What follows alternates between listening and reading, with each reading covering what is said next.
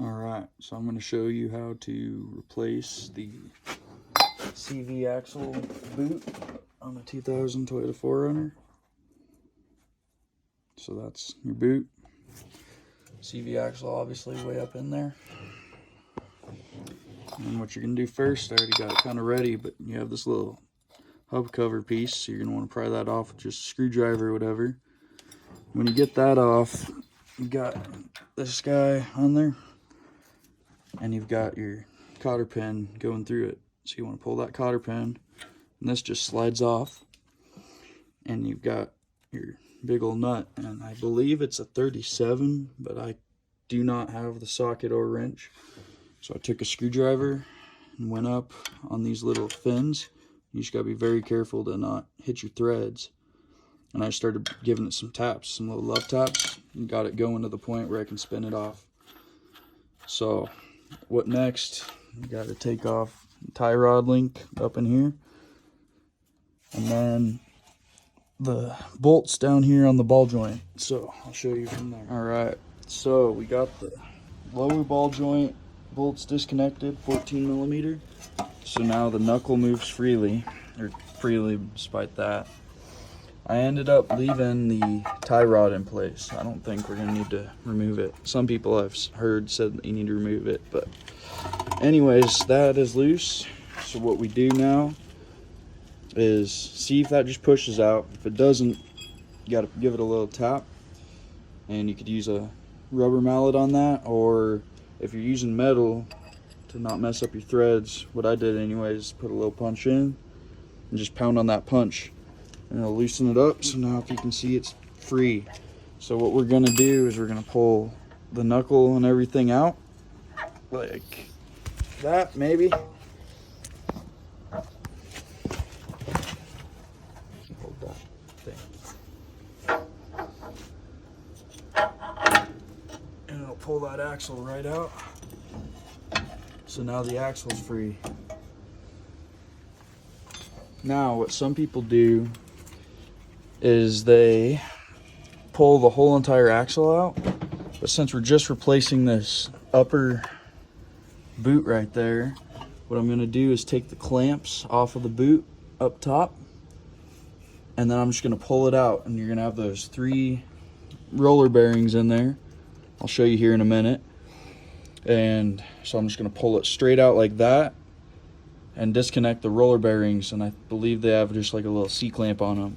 So we'll pull that C-clamp off and be able to pull those out so that we can get the new boot on it. Alright, so now, can you turn that light on real quick, please? Oh, thank you. As you can see, there's the 3 different little roller spots in there. And here's the axle.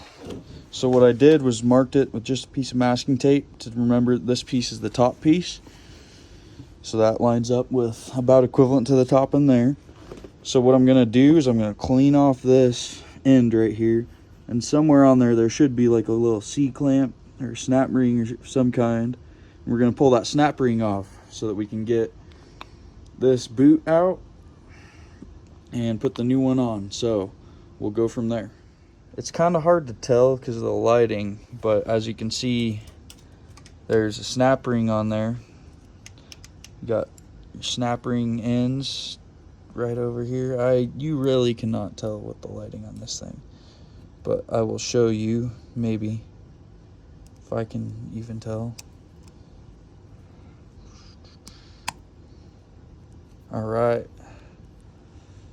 so we're in the ring. Go to pull it. We can pull it just like that. There's your snap ring.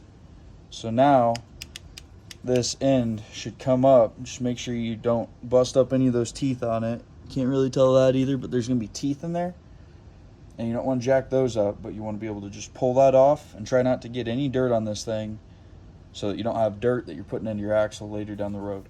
So we got the new boot on. I decided to put the old boot in there too, so that way we have, because this is just a universal fit boot, so we have those pieces that'll go up against the grooves on there. We put them in the new grease, put the snap ring back on and everything. So now you can see in there, we're ready to slide this bad boy in. I have the hose clamp on and ready. So what we're gonna do is slide it in so that the top piece is still facing the top, and so that those rollers line up and go straight in with ease. And after that, we'll put that hose clamp on in there and get this bad boy all put back together. All right, so it's all back together. As you can see, we've got the boot there. I just ran regular hose clamps on it instead and bent the little pokey things out of the way.